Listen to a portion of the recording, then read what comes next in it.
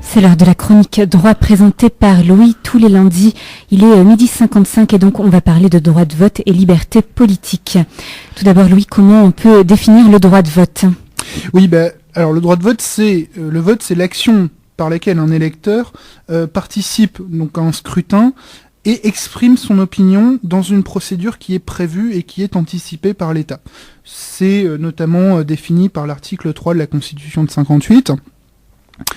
Et ce droit est donc un des droits fondamentaux de la démocratie, qui va bien entendu exiger certaines conditions.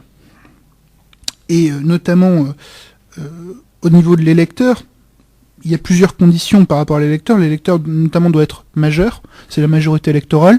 Donc aujourd'hui, elle est de 18 ans. Avant 1974, par exemple, elle était à 21 ans.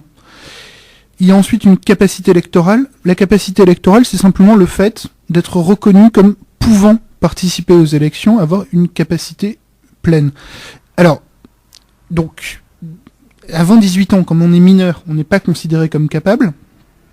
Il y a aussi le problème de la tutelle, puisque selon l'article 5 du Code électoral, les personnes qui sont mises sous tutelle ne peuvent pas participer aux élections. Et il y a après le problème des condamnations, puisque l'article 6, donc L6 du Code électoral, nous dit que certaines condamnations peuvent entraîner une déchéance des droits civiques.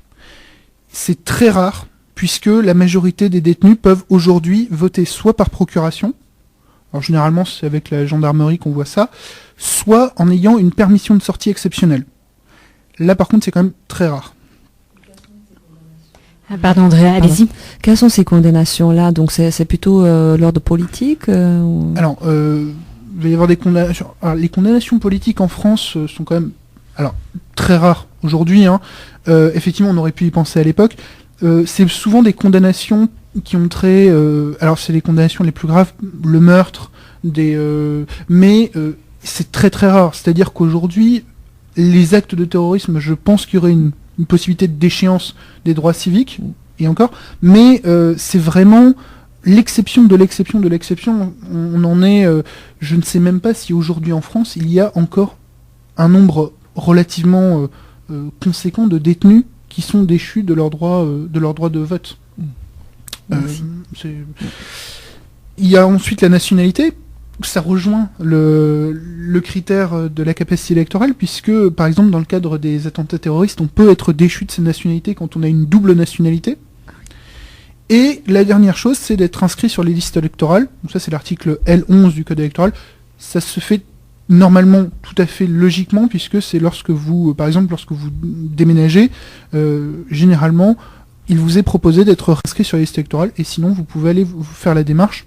La plupart des gens aiment bien rester, donc soit avoir à côté de chez eux, soit avoir dans un lieu très précis pour eux. Ça peut être le village de leur enfance, des choses comme ça. Donc ça, ce sont les conditions pour être électeur, et puis il y a les conditions pour une bonne procédure de vote. Oui. Voilà. Et alors, cette bonne procédure de vote, c'est la liberté du vote. Donc le vote doit être secret. Il doit aussi y avoir une égalité, c'est-à-dire que tous les bulletins de vote doivent être de la même manière, ils doivent présenter la même chose, il ne doit pas y avoir de différences manifestes. Et la dernière chose, c'est la sincérité. Alors là, c'est une condition qui a trait aux partis politiques. Donc, c'est des conditions par rapport aux tracts qui sont distribués, par rapport aux fraudes qui peuvent être faites. Et la dernière chose auquel on pense, c'est les dépenses. Alors on peut penser par exemple aux dépenses somptuaires des Américains, mais en France, il y a vraiment un encadrement des dépenses électorales. On pense notamment par exemple à toutes les personnes qui ont 5% aux élections présidentielles, se voir rembourser leurs dépenses de campagne. Il y a une limitation de ces dépenses, qui est aussi une limitation du fait que les impôts vont rembourser une partie de ces dépenses. Pour finir, Louis, selon toi, est-ce qu'il existe une réelle liberté d'expression politique en France ? Alors, je vais dire je l'espère, et par rapport à hier, je l'espère encore plus. Je m'explique. Je vais suivre, je pense que qu'on connaît tous ici Michel Onfray.